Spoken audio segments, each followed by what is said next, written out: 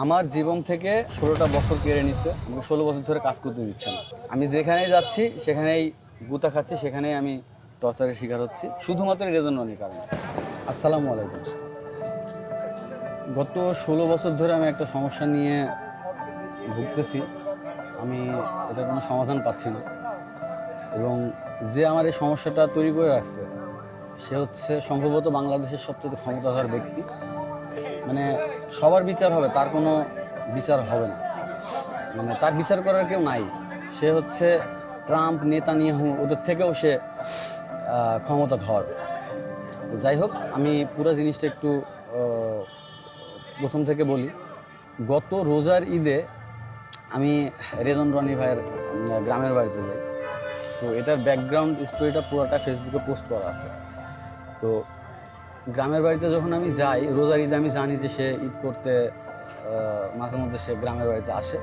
তো তাকে আমি ট্রেস করার চেষ্টা করতেছিলাম অনেকদিন ধরে, কিন্তু সে 5 আগস্টের পরে সে আমার যত ফোন নাম্বার, আমার ফেসবুক আইডি যা আছে সব কিছু ব্লক করে দিয়েছে।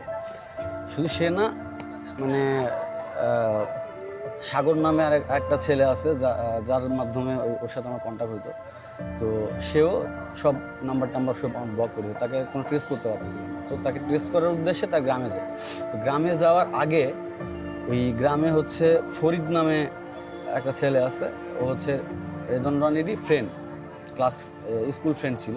ও এক সময় রনি ভাই ইউনিটে কাজ করতো আর কি, প্রোডাকশন ম্যানেজারই করতো।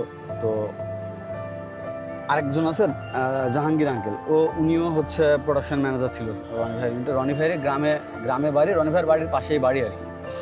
তো তাদেরকে আমি জানাই যে আমি এরকম রনি ভাইয়ের গ্রামে আসতে যাচ্ছি, রনি ভাইয়ের আব্বার সাথে একটু আমি আলাপ করতে যাচ্ছি, আমার বিচারটা আমি রনি ভাইয়ের আব্বাকে দিলাম।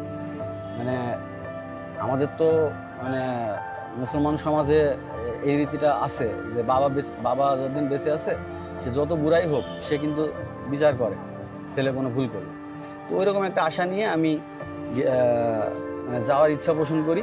তো রনি ভাইয়ের গ্রামে যাওয়ার আগে আমি ফরিদকে আমি যখন ইচ্ছাটা পোষণ করি, ফরিদকে যখন বলি ফোনে যে এরকম আমি আসতে যাচ্ছি, রনি ভাইয়ের আব্বার সাথে আমি কথা বলতে যাচ্ছি। তো ফরিদ রনি ভাইয়ের আব্বার সাথে কথা বলে যে এরকম রেজন রনির এডি ছিল, কি একটা ঝামেলার মধ্যে পড়ছে, ও আসতে যাচ্ছে। তখন রনি ভাইয়ের আব্বা বলে যে ঈদের দিন আসতে যাচ্ছে, আসুক। তো সে নিশ্চয়ই রনি ভাইয়ের সাথে ডিসকাস করেই সে যাওয়ার অনুমতি দিচ্ছে। তো আমি গেছি, আমি তো বিনা অনুমতিতে যাইনি, আমি গেছি। তো যাওয়ার পরে ওইখানে মানে যা যা কাহিনী ঘটছে পুরো জিনিসটা আমি ফেসবুকে আমি পোস্ট করে পুরো জিনিসটা আমার দেয়া আছে। ঈদের পরের দিন আমি যাই, যাওয়ার পরে সন্ধ্যার দিকে রনি ভাইয়ের সাথে আমার সাক্ষাৎ হয়। ওনার ড্রয়িং রুমে আমার ডান সাইডে রনি ভাইয়ের বাবা বসা, আর বাম সাইডে ফরিদ বসা, আর অপোজিটে রনি ভাই বসা। তো সেখানে সে তার বাসা, তার সব কিছু, তার প্লেস। তো সে সেখানে আমাকে বলতে কিছু বাদ রাখে নাই যে তুমি এটা করছো, তুমি ওইটা করছো, নানা কাহিনী। আমার যত অপরাধ তার চোখে। হাসিনা পালানোর পরে তার এগেনস্টে আমি ফেসবুকে কিছু পোস্ট দিই, মানে তারই ছবি, সেই বিভিন্ন সময় স্বৈরাচারের দোসরদের সাথে সেই ছবিগুলো তুলছে, পলকের সাথে। তারপরে একটা ফিল্ম মেকারের দায়িত্ব না যে একটা এমপি আরাফাত, তাকে যা হচ্ছে একটা ফিল্ম মেকারের দায়িত্ব যে একটা রাজনীতিবিদকে যা ফুল দিবে বা ইয়া করবে। তো এই জিনিসগুলো সে করছে। শেখ হাসিনার কাছে একটা মনে করেন একটা আলতু ফালতু একটা মুভি বানাইছে, বানায় সে সেখানে লবিং করে সে ন্যাশনাল অ্যাওয়ার্ড নিছে। হাসিনার কাছ থেকে যে পুরস্কার পাওয়ার যে ছবিটা, সেটা সে ফেসবুক টাইম লাইনে সে দিয়ে রাখছে। 2013 সালে সে সেই ছবিটা দিছে, হাসিনা পালানোরও 3-4 দিন পরে সে ছবি নামাইছে। তো এই জিনিসগুলো আমি দৃষ্টি আকর্ষণ করছি যে সে স্বৈরাচারের দোসর বাকি। তো এই জিনিসগুলো নিয়ে সে আমার উপর প্রচণ্ড খেপা ছিল 5 আগস্টের পর থেকে।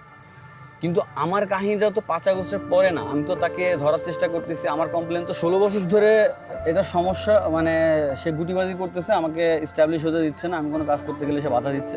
বাধা দেওয়ার কারণটা হচ্ছে আমাদের এডি ছিল হিমেল। আচ্ছা, তো হিমেল হচ্ছে আমার ইমিডিয়েট জুনিয়র, এবং যেহেতু আমরা সমবয়সী ছিলাম, আমাদের সাথে জমতো ভালো। আমার বন্ধু ছিল এক কথায় ইউনিটে, ওর সাথে আমার জমতো। আর ইউনিটের অন্যান্য যারা ছিল তারা তাদের মতো ছিল, তাদের সাথে অতটা মানে অ্যাজ এ কলিগ সম্পর্ক ছিল। কিন্তু হিমেলের সাথে আমার সম্পর্কটা কলিগের বাইরেও বন্ধুত্বের পর্যায়ে চলে যায়। তো যেই ঘটনাটা ঘটে এটা 2010-এর শেষের দিকে বা 11 শুরুর দিকে। আমি তখন ছুটি নিয়ে, ইউনিট থেকে ছুটি নিয়ে আমাকে রনি ভাই 1 মাসের ছুটি দিছে। তো ইউনিটের পুরা ওই টাইমটাতে ঈদের প্রোডাকশনের পুরা ঝড়ঝাপটা আমার উপর দিয়ে গেছে, আমি একা সব কিছু সামলাচ্ছিলাম। তো প্রচুর আমার উপর দিয়ে প্রেশার গেছে 3 মাস। তো যাওয়ার পরে আমি রনি ভাইয়ের ছুটি চাইছি, আমাকে 1 মাস ছুটি দিছে। সেই ছুটি নিয়ে আমি মেহেরপুরে আসছি আমার গ্রামে। একদিন হিমেল আমাকে হঠাৎ ফোন দিছে, আমি জানতাম যে হিমেল আমাদের ইউনিট থেকে বের হয়ে যায়, ও একটা নাটকের শ্যুট করতেছে। তো এবং রনি ভাই তাকে অনুমতি দিছে, গল্পটা রনি ভাই দেখে দিছে, সব কিছু করে দিছে এবং তাকে কাজ করার অনুমতি দিয়ে দিছে। তো এটা আমি জানতাম।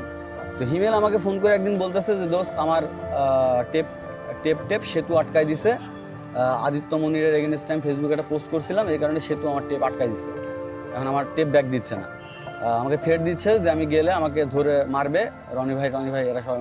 আমি বললাম যে কী করছিস তুই? তো বললো যে আমি কিছুই করি নাই, আমার ক্যামেরাতে আমার কিছু ছবি টবি তোলা ছিল ইউনিটের, সেই ছবিগুলো আমি ডিলিট করে দিয়েছি। তো রনি ভাইয়ের ইউনিট থেকে আবার আতিক আমাকে ফোন করে বলতেছে হিমেল চরম অপরাধ করছে, তুমি হিমেলের পক্ষ হয়ে তুমি সেতুকে কেন ফোন দিছো, ফোন দিয়ে তুমি কেন হিমেলের টেপ ফেরত দিতে বলতেছো। দিয়ে আতিক আমাকে অনেক ঝাড়ি মারছে, রনি ভাই জানতে পারলে তোমার খবর আছে, এই সেই। তো এটা 2011 সাল, তখন কিন্তু তাদের ক্ষমতা তখন তুঙ্গে। তো আমরা তখন বাচ্চা কাচ্চা, আমরা তখন জাস্ট অনার্স ফার্স্ট ইয়ারে পড়ি, আমরা তো এত কিছু বুঝতাম না। তো আমরা অত পলিটিক্স বুঝতাম না।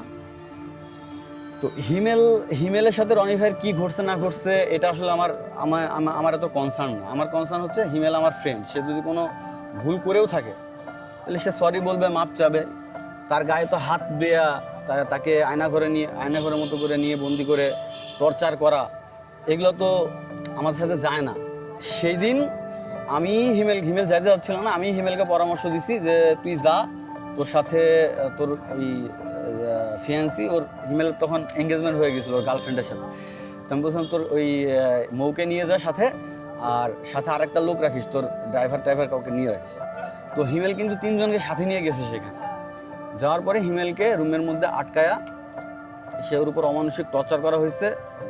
যার মধ্যে বিন্দুমাত্র মানবিকতা আছে, তাকে হিমেলের বর্ণনা আছে, হিমেল একটা ভিডিও, এটা 5 আগস্টের পর্ব বানাইছে, ওইখানেও পুরো কাহিনীটা ওর নিজের মুখেই আছে ওর বয়ানে।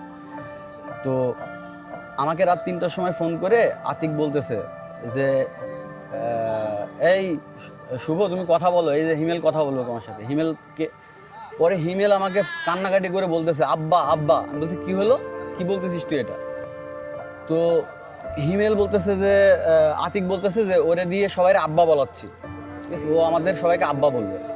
তো এই মানে 30 সেকেন্ডের যে কথা আমার হইলো, ওদের টর্চারের টাইমটাতে আমার কাছে ফোন আসছিল, ওই 30 সেকেন্ডের ফোনে আমি ভাইবটা পাইছি। তো ওই ভাইবে আমি বুঝতে পারছি যে ওই রাতটাতে হিমেলের মধ্যে কি গেছে, কি টর্চার গেছে।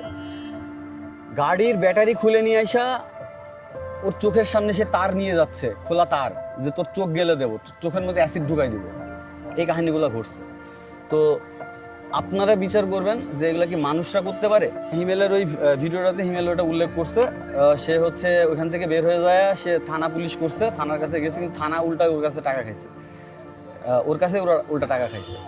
আর রনি ফাহমি ওরা তো মানে সব তো ওদের কেনা, ওই টাইমে ওরা তো মানে ক্ষমতাধর ব্যক্তিদের সাথে ওঠা বসা। তো যাই হোক, তো রনি ভাইয়ের বাসাতে সে আমার ব্যাপারে আমাকে যখন এই কমপ্লেনগুলো করা শুরু করলো, তুমি এইটা করছো, তুমি ওইটা করছো, 16 বছরের যত কাহিনী, তার ভিতরের ক্ষোভ সবই উগড়াই দিচ্ছে। তখন আমি সেখানে বসে যথেষ্ট, তার বাবা পাশে বসেছিল। তো এই জিনিসগুলা নিয়ে আমার সাথে তার ফাইট চলতেছে। আমি তো 2015 সালে এই মিডিয়া ছেড়ে ছুড়ে চলে আসছিলাম। আইসা তো আমি 5-7 বছর আমি আর ঢাকাতেই যাইনি। এরপর 2021 সালে যেহেতু আমার একটা টান ওটার সাথে আমার লিঙ্ক আছে, আমাকে আবার কোনো না কোনো ওয়েতে আবার ওইখানে আমাকে যাওয়া লাগছে। সেটা আরেকটা কাহিনী, ওটা আরেকদিন বলবো। তো যে আমি বিজ্ঞাপনের কাজকাম করতাম, তো ওই প্রসঙ্গে আমি পরে আসতেছি। আগে ওই রনি ভাইয়ের বাসার প্রসঙ্গে ছিলাম, সেখানে আসি। তো সন্ধ্যা 7টা থেকে মোটামুটি রাত 10:30-11টা পর্যন্ত তার সাথে মানে কথা কাটাকাটি, গ্যাঞ্জাম, বিতর্ক যেটাই বলেন সেটা হয়েছে। সে তার পক্ষ থেকে কোনো কিছু বলতে আমাকে বাদ রাখে নাই, এবং আমিও কোনো অ্যান্সার, তার বাসায় আছি বলে যে আমি দিন এসে চুপচাপ ছিলাম তা না। মানে ফরিদও ছিল, রনিফের আব্বা ছিল, প্রত্যেকটা কথার অ্যান্সার দিছি আমি। সে আমাকে কোথাও আটকাইতে পারেনি। তো এরপরে সে শেষমেশ হিমেলের ব্যাপারে সে সরি বলতে বাধ্য হয়। সে আমাকে বললো যে হিমেলের ব্যাপারে আমি সরি, হিমেলের ঠিক এই ভঙ্গিতে হিমেলের ব্যাপারে আমি সরি। তো হিমেলের ব্যাপারে আপনি সরি, তাহলে হিমেলকে ফোন দিয়ে আপনি বলেন, আমাকে তো সরি বলে লাভ নেই, হিমেলকে ফোন দেন। তো সেটা আমি সময় হলে হিমেলকে আমি ফোন দিব। তো আমার ব্যাপারে তার উক্তি হচ্ছে যে তুমি ঢাকায় যাও, তুমি যা যা স্ট্রাগল ফেস করছো, যা করছো, আমিও আরও অনেক বড় স্ট্রাগল করে আসছি। তার স্ট্রাগলের কাহিনী সে আমাকে বলল। সে টিউশনি করতো, কি করতো, সেই 2005-06 সালের দিকে 4 কিলোমিটার হেঁটে যে টিউশনি করতো। হ্যাঁ, তারপর প্রডিউসারের সাথে কথা মিটিং করতে যায়, সিএনজির টাকা, সিএনজি ভাড়ার টাকা নাই, ঠিক আছে। আদনান, আশফাক নিপুণ, রেদন রানী, এদের সব স্ট্রাগলের কাহিনী সেম। ওরা প্রডিউসারের সাথে দেখা করতে যাওয়ার সময় সিএনজি ভাড়ার টাকা পায় না, এটাই ওদের স্ট্রাগল।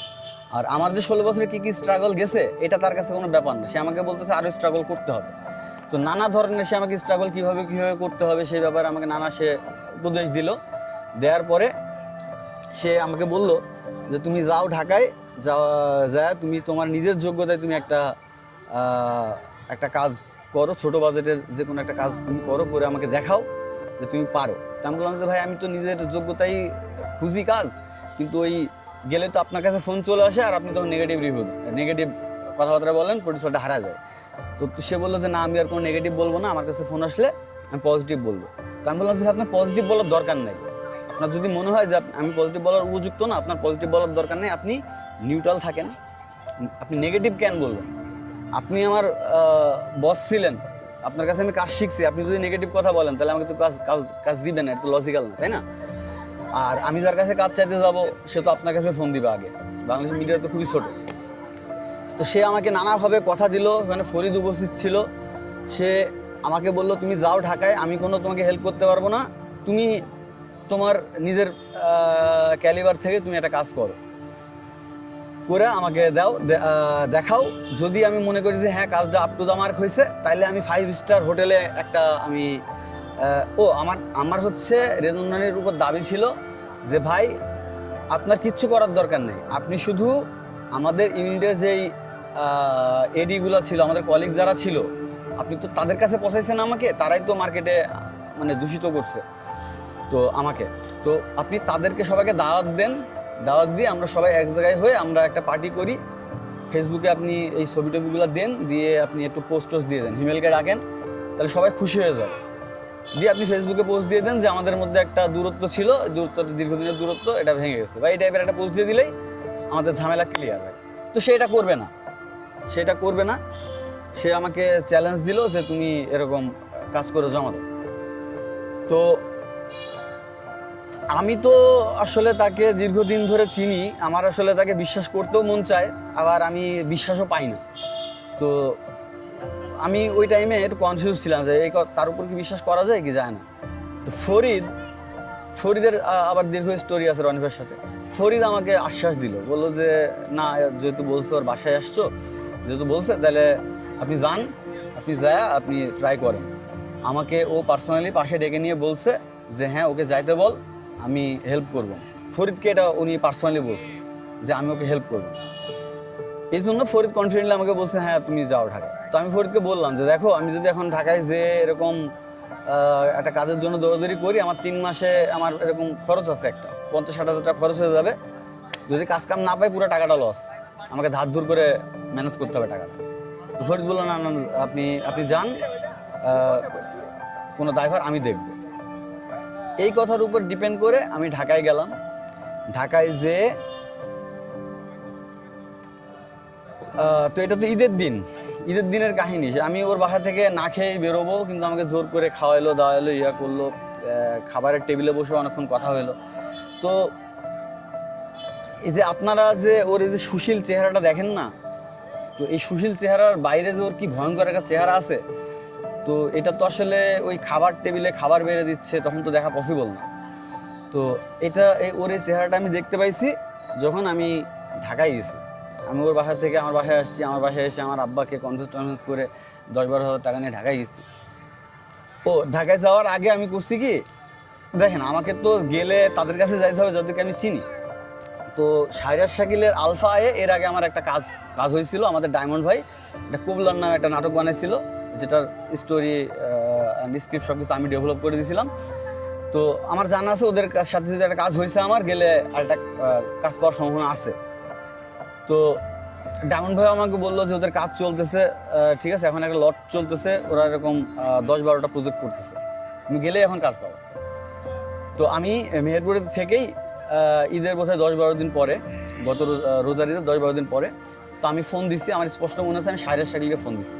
ফোন দিয়ে আমি কিন্তু কোনো রেজনের কোনো রেফারেন্স দিইনি, আমি ফোন দিয়ে বললাম যে ভাই আমার নাম শোভর রহমান রনি, আমি এরকম একজন ডিরেক্টর, এরকম কাজ করতে যাচ্ছি। তো তখন ও আমাকে বললো যে হ্যাঁ আমরা একটা প্রজেক্টের জন্য নতুন ডিরেক্টর খুঁজতেছি। তা আমি বললাম যে ভাই আমি তো ঢাকার বাইরে আছি, তো তাহলে তো আমাকে ঢাকায় যেতে হবে। তো বললো যে হ্যাঁ আপনি করেন, আপনি অফিসে আসেন, অফিসে এসে কাশফির সাথে দেখা করেন। তো আমি ওর কথার উপর ডিপেন্ড করে আমি ঢাকায় আসছি। ঢাকায় এসে যখন কাশফির সাথে দেখা করলাম, তো ভাই আমি এখন পর্যন্ত যা যা রনিফের সাথে ঘটছে আমি তো তাকে মানে বিশ্বাস একটু কম করি, আমি সাথে হলে একটা সাক্ষী রাখি। তো কাশফির সাথে যেদিন মিটিং ছিল ওই দিন আমার সাথে একটা আমার ফ্রেন্ড ছিল অদিত, আমার স্কুল ফ্রেন্ড অদিত উপস্থিত ছিল এখানে। তো কাশফির সাথে যখন আমি মিটিংয়ে গেছি, যা কাশফি আমাকে বললো যে আমাদের একটা প্রজেক্ট চলতেছে, সেখানে আমরা 10টা ডিরেক্টরকে হায়ার করতেছি, এর মধ্যে 8টা ডিরেক্টর সিলেক্ট হয়ে গেছে, আর 2জন বাকি আছে, 2জনকে আমরা খুঁজতেছি, আমরা পাচ্ছি না, তো আপনি গল্প জমা দেন।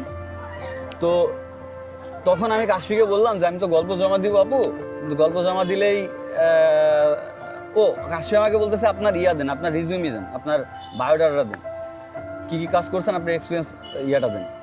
তো আমি তখন ওই বুঝলাম যে যখনই এটা দিব, বায়োডাটা দিব, তখন তো আমার পরিচয় এক্সপোজ হবেই। এই জন্য আমি আগে থেকেই তাকে বললাম যে আমি কিন্তু রনি ভাইয়ের সাথে কাজ করতাম।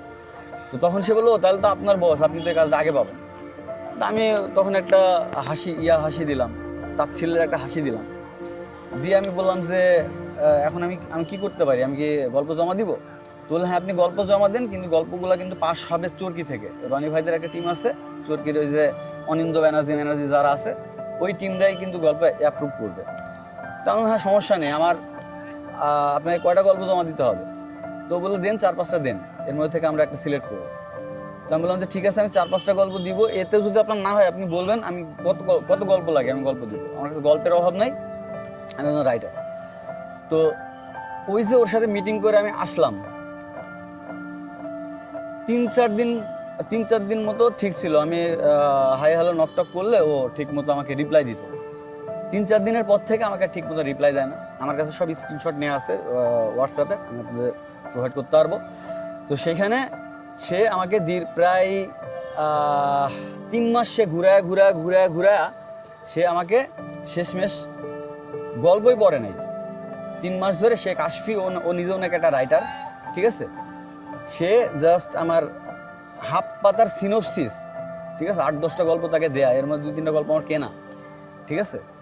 3 মাস সে আমাকে ঘুরাইছে, ঠিক আছে, মানে ওই পজিশনে সাইরাজ শাকিল বসাইছেই ওকে, মানে সে ঘুরানোতে খুব এক্সপার্ট, ঠিক আছে। 3 মাস সে ঘুরায় 3 মাস পরে সে জানায়, মানে কন্ট্রাডিকশন, সে একবার বলতেছে যে আমাদের প্রজেক্ট বাতিল, একবার বলতেছে যে না ওই 8টা প্রজেক্ট আছে, বাকি 2টা প্রজেক্ট বাতিল, ঠিক আছে, আপনাকে আর দরকার নেই।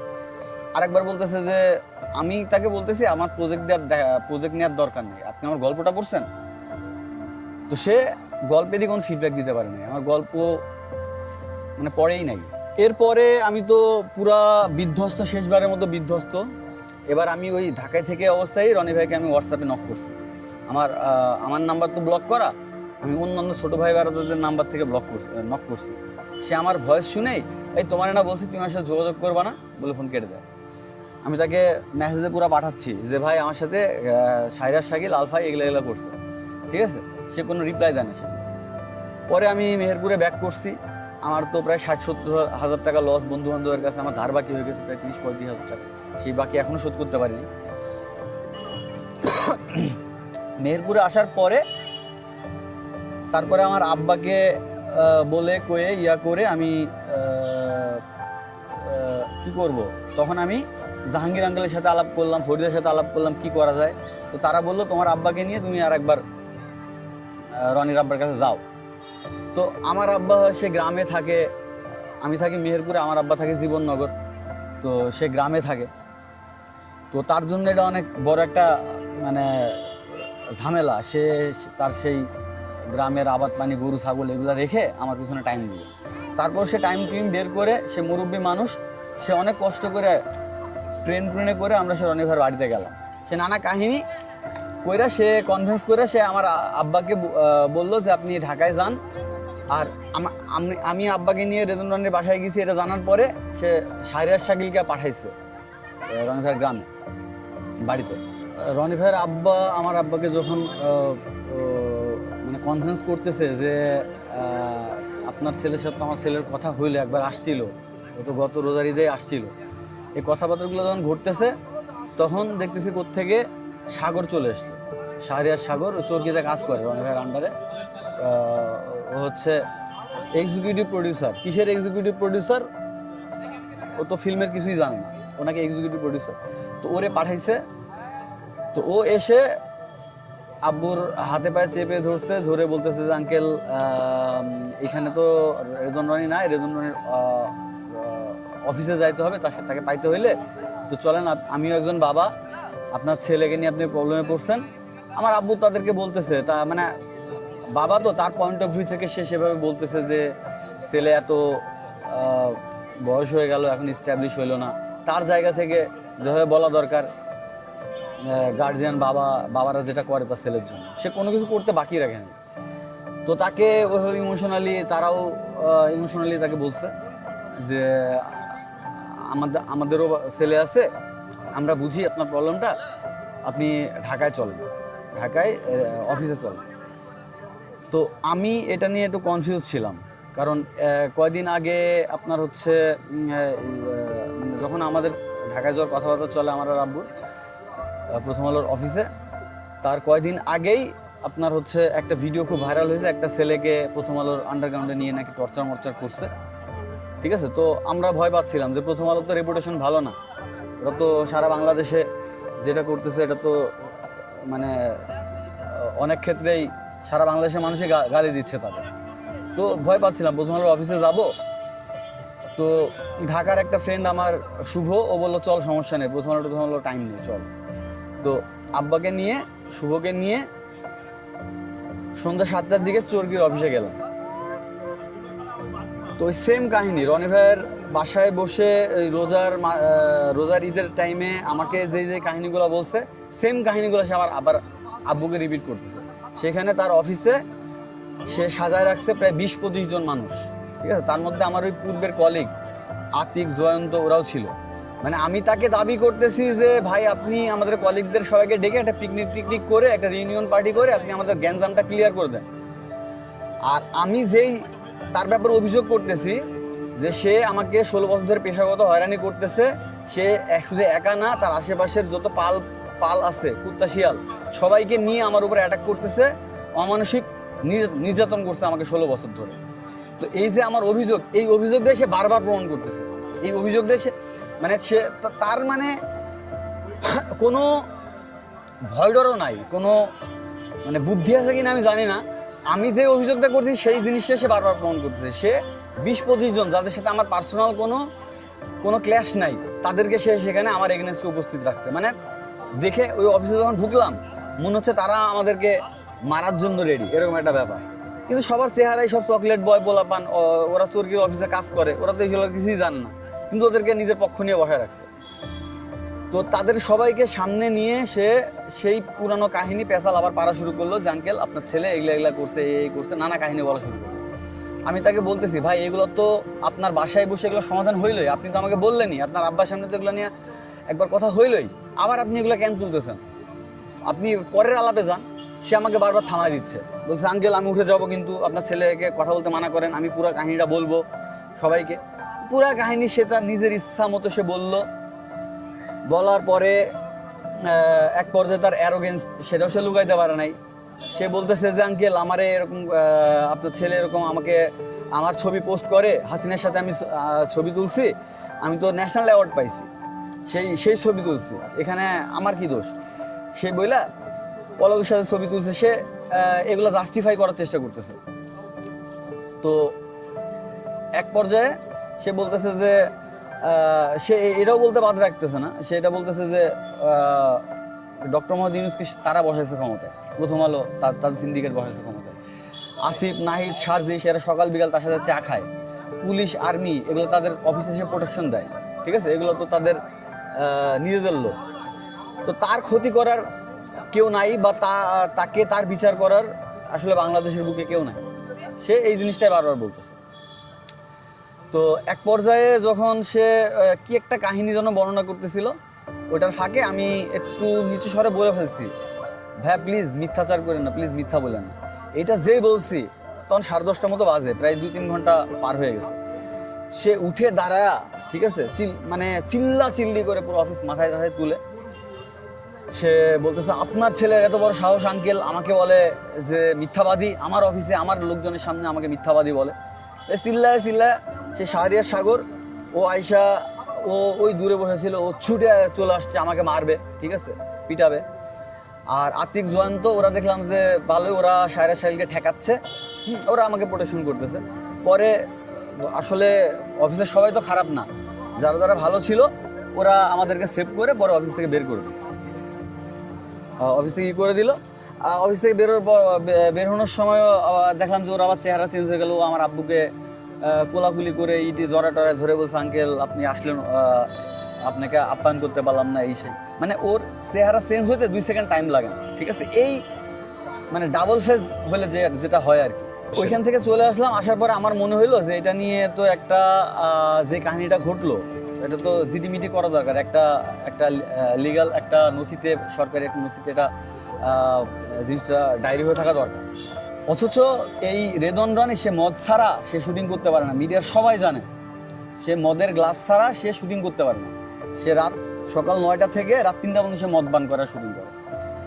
আর মুস্তাফা ফারুকী যে কত বড় গাঁজাখোর এটা তো পৃথিবীর বাংলাদেশের সবাই জানে। তো ওই মিডিয়াতে কাজ করে, আর এই মাদক দ্রব্য তাদের কাছে কতটা অ্যাভেলেবেল এবং কতটা ইজি একটা বিষয়, তো এটা তো যারা মিডিয়াতে কাজ করে তারা জানে।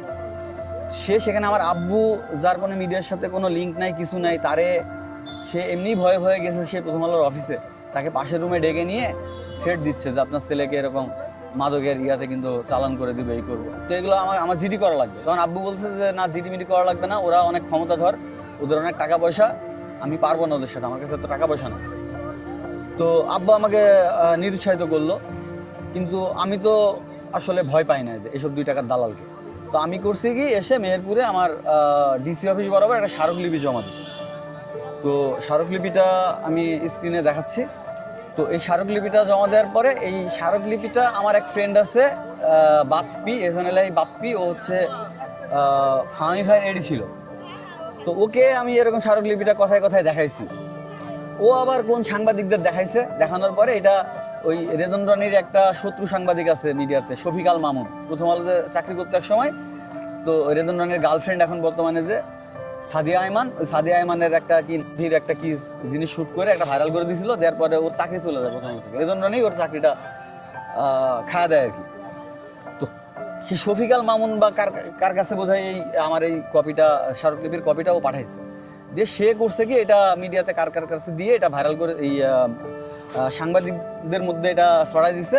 দেওয়ার পরে তার পরের দিন প্রায় 30-35টা অনলাইন পোর্টালে এই স্মারকলিপিটা সহ একটা নিউজ পাবলিশ হয়, যেখানে লেখা হেডিং ছিল যে রেদন রানীর বিরুদ্ধে পেশাগত হয়রানি ও মানহানির অভিযোগ বইলা এই পুরা একটা নিউজ পাবলিশ হয় সব জায়গায়। এবং আমাকে বারবার তারা ফোন করে প্রতিক্রিয়া জানতে চায়।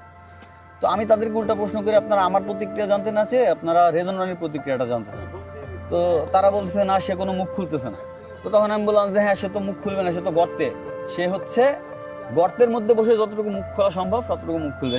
তাকে আমি ওপেন চ্যালেঞ্জ দিছি যে আপনি পাবলিক প্ল্যাটফর্মে এসে ডিবেট করেন আমার সাথে। এবার স্মারকলিপিটা যখন পাবলিশ হয়ে গেল, সাংবাদিকরা যখন তাকে ফোন করে তার প্রতিক্রিয়া জানতে চাইলো, সে প্রতিক্রিয়াটা না দিয়ে তারপরের দিন করলো কি, আমার কাছে একটা ফোন আসলো তেজগাঁ থানা থেকে, ফোন দিয়ে বললো আমি এসআই অমুক বলতেছি, আপনার নামে একটা জিডি হয়েছে। আমি বললাম কে করছে জিডি? রেদন রনি করছে? তখন বলতেছে যে না না না, রেদন রনি করে নাই, শাহরিয়ার সাগর নামে একজন করছে। মানে ওই যে আমি যে অভিযোগটা করতেছি সেম জিনিসটা সে বারবার প্রমাণ করতেছে। মানে আমার ক্ল্যাশ তার সাথে, জিডি করলে সে করবে, সে শাহরিয়ার সাগর নামে কি একজন যাকে আমি চিনিও না, যার সাথে আমার পার্সোনাল কোনো ক্ল্যাশ নাই, কিছু নাই, তাকে আবার ওই যে লেলাই দিছে আমার পিছনে, সে যা জিডি করতেছে আমার নামে। শাহরিয়ার সাগরকে আমি চিনি, তার সাথে আমার কোনো পার্সোনাল ক্ল্যাশ আছে, সে কেন জিডি করবে আমার নামে? ঠিক এইভাবে সে প্রথম আলো, তার যত এজেন্সি আছে আশেপাশে, সে তো ভারতীয় রয়ের এজেন্ট, তার তো আর এজেন্সির অভাব নেই বাংলাদেশের মিডিয়াতে। সে তার যত এজেন্সি সব আমার পিছনে সে লেলিয়ে দিচ্ছে। তো জিডিটা করলো আমাকে,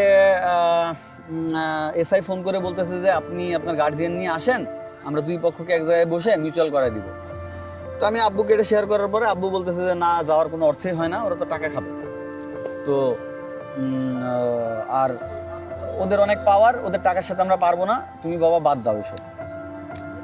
তো কি করব? এরপরে আমি চিন্তা করলাম যে এটা তো একটা জবাব দিতে হবে, জিডি যেহেতু করছে, সো এটা তো একটা জবাব দিতে হবে। তো আমি মামলা করবো সিদ্ধান্ত নিলাম। তো আমি মামলার ফাইলগুলো নিয়ে দৌড়দৌড়ি করতেছি। এর মধ্যে প্রথম হলো ভাঙচুর।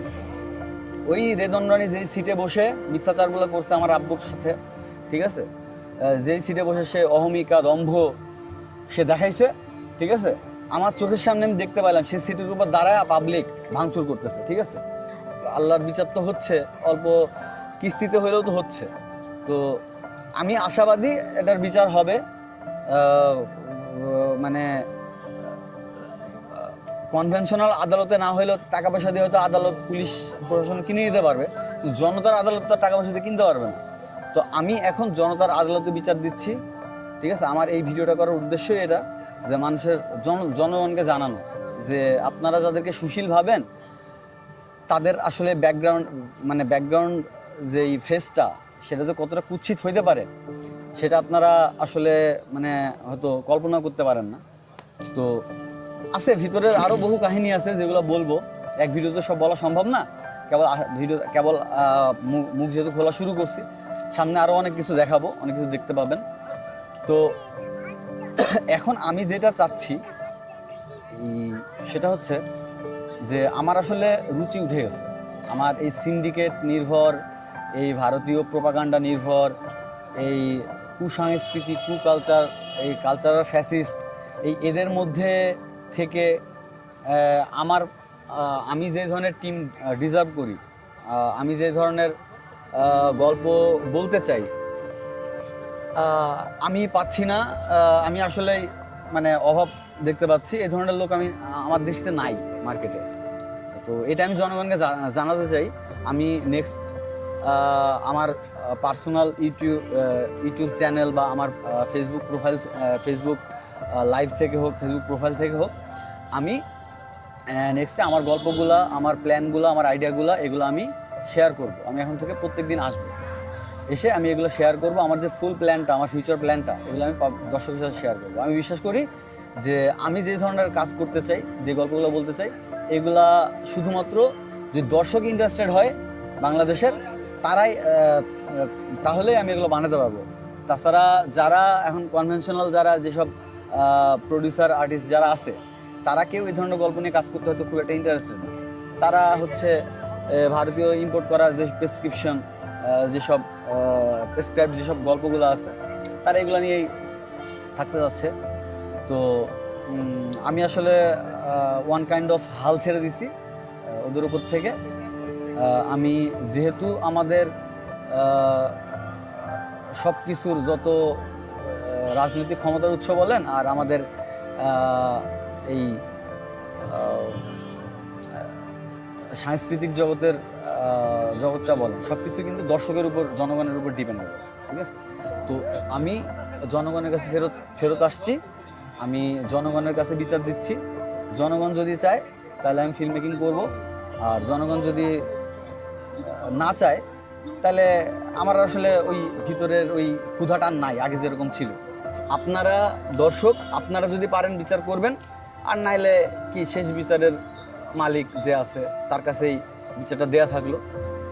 তো একটাই আশা থাকবে, বেঁচে থাকা অবস্থায় যেন বিচারটা দেখে যেতে পারে।